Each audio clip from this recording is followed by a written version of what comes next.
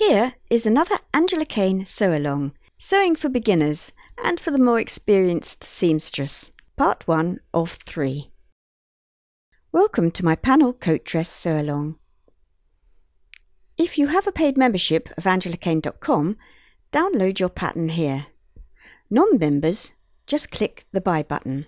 You will find on this page information and videos associated with this pattern. You will also find information about the fabric and notions I'm using today, plus stockists and the prices I paid. This is 100% cotton corduroy, a non-static polyester lining to match, medium weight iron-on interfacing, polyester all-purpose thread. These buttons are a little larger than I specify for this pattern, but are just perfect with this cord. Here is the pattern cut out. The pieces are colour-coded for main fabric, lining and interfacing. I'm making up size 12. These are the cutting layouts, main fabric, lining and interfacing, and here are all the pieces cut out. Main fabric colour-coded green, facing colour-coded blue, lining colour-coded red, and interfacing colour-coded brown. Check that you have snipped the balance markings before removing the pattern pieces. Just clip halfway into the seam allowance. Check out my videos, how to transfer markings from pattern to fabric. Also mark with tailor's tacks the dots for constructing the back vent. How to mark with tailor's tacks. Check it out.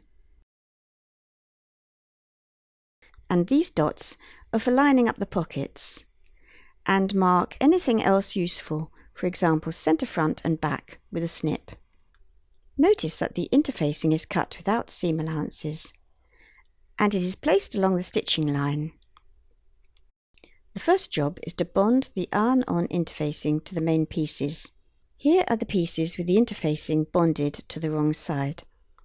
Follow the manufacturer's instructions for your iron-on interfacing. Some require dry heat and others require steam.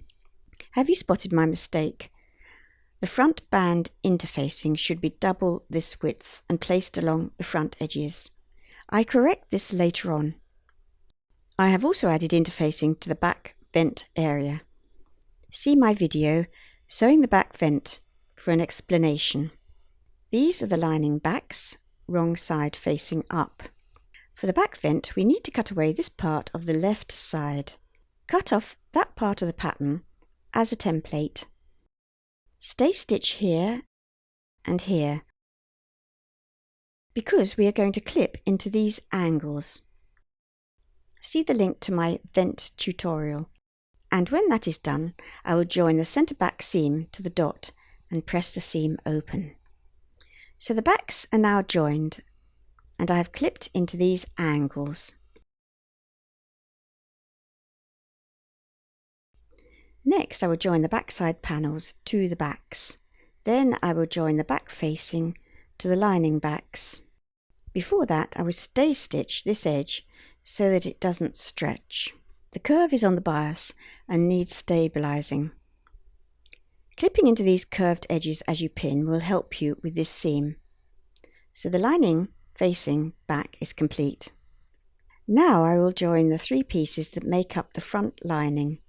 Lining side front, lining front, and the facing front.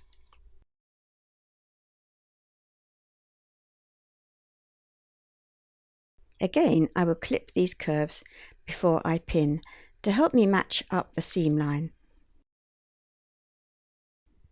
I've pressed the fronts. Here you can see where I have clipped the curve.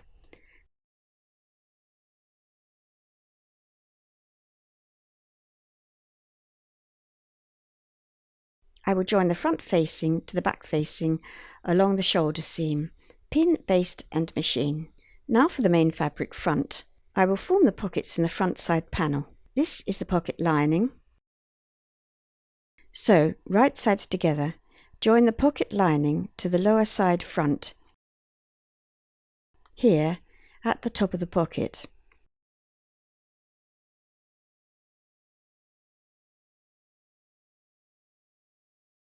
Start and stop your stitching at the seam line. This is important when it comes to pressing this seam. When stitched, I will turn the seam right side out and baste across the top edge to keep the fold in place for the next step. I am now ready to join the upper and lower side front panels together, and at the same time finish the lower edge of the pocket bag. Carefully align the tailor's tacks. Again, start and stop stitching at the seam line, not at the raw edge. Machine baste along here, within the seam allowance to hold the pockets in place. The pockets are finished and I have machine basted along here. I'm going to join the front panel to the front side panel. So, right sides together,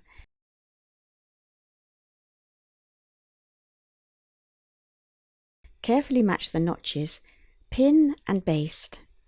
You will need to snip into the seam allowance to help you match the shaping along this seam, especially from shoulder to under the bust.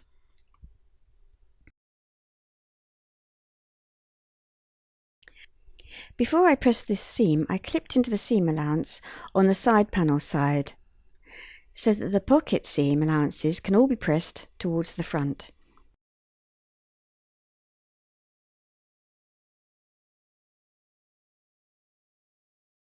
You can see the bust shaping required the seam to be clipped.